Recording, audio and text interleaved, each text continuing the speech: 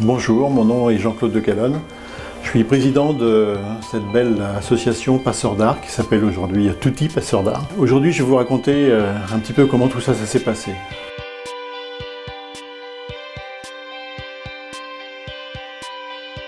Et je me suis dit, mais combien d'enfants en France font de la musique comme ça? Je commence à m'intéresser aux quartiers moins favorisés que les autres, les endroits où il n'y a pas d'école de musique à proximité ou de conservatoire. Et là, en faisant une étude, je m'aperçois que là, dans ces quartiers-là, c'est 0%, zéro unité. Cet art musical, il est absolument nécessaire pour des enfants qui sont simplement en décalage par rapport à la culture générale, pour des raisons qui ne sont pas seulement des raisons d'envie, qui peuvent être économiques ou d'éloignement ou tout un tas de raisons. Et puis donc en 2006, je découvre le modèle vénézuélien.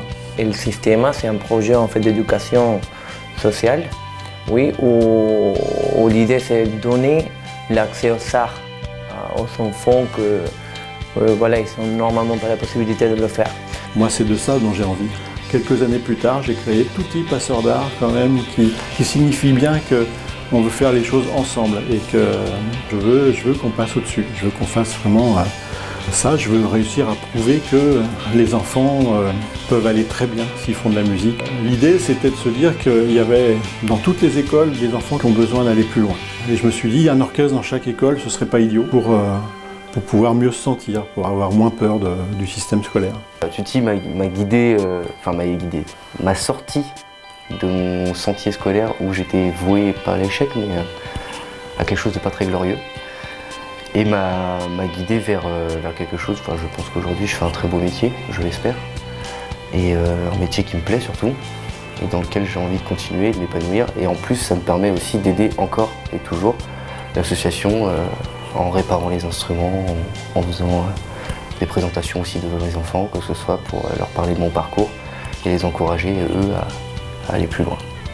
Donc Passeurs d'Art, il y avait une règle absolue, c'était de ne pas descendre en dessous des 6 heures d'éducation par semaine. Pour moi, un point important, c'est la motivation.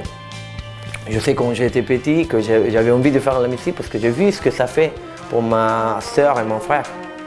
On a pu vraiment démarrer le projet à Garges-les-Gonesse.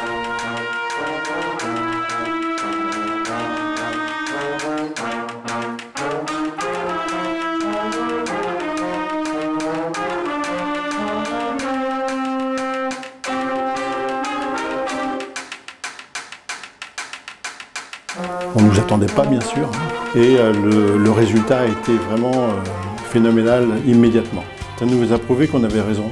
Aujourd'hui, Tutti Passeurs d'Art est présent dans 4 endroits en France, 2 en région parisienne et puis 2 en province. Peut-être que dans l'idéal aussi, ce qu'on voudrait bien, c'est montrer un projet qui va encore beaucoup plus loin. Et donc voilà, une vraie grande première maison Tutti Passeurs d'Art à Paris ou tout proche. Ce serait vraiment quelque chose de formidable. On recevrait les enfants tous les jours après les cours. On a aussi envie de développer des projets avec le handicap. On a aussi envie de développer la petite enfance.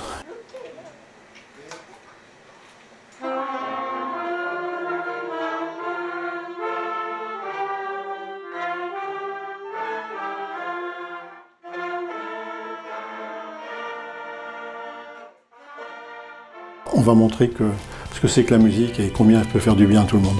Un enfant qui fait de la musique un peu tous les jours, ça n'a plus rien à voir. Parce que se retrouver avec des amis pour faire de la musique, c'est quand même quelque chose de beaucoup plus motivant. Et puis ça les construit. C'est vrai que dans un orchestre, on apprend tout. On apprend à vivre ensemble, on apprend à respecter les autres, on apprend à se respecter soi-même. Et ça, c'est une chose très très importante. Tutti m'a vraiment fait grandir et m'a fait prendre conscience que voilà, personne n'est inutile et que le partage peut faire évoluer quiconque. Et nous, les profs, on était vraiment surpris en fait de l'effet que ça fait aux enfants. Et de voir comment ils sont vraiment... L'idée d'avoir un point, but, là, on y va. Et c'est ça exactement l'esprit du projet. Encourager ces dispositifs, c'est vraiment quelque chose qui fait grandir les enfants de la plus belle façon qui soit. Donner plus d'égalité à l'accès à la culture et aux arts, c'est largement défendable et on a absolument besoin de tout le monde pour nous aider à faire ça. Excellence, ça veut dire qu'on est en train de donner le 100% chaque fois. Même si on se trompe, on est en train de le faire. Et là, on apprend. Et l'idée, c'est vraiment donner cette idée aux enfants et leur montrer qu'ils sont capables de faire n'importe quoi.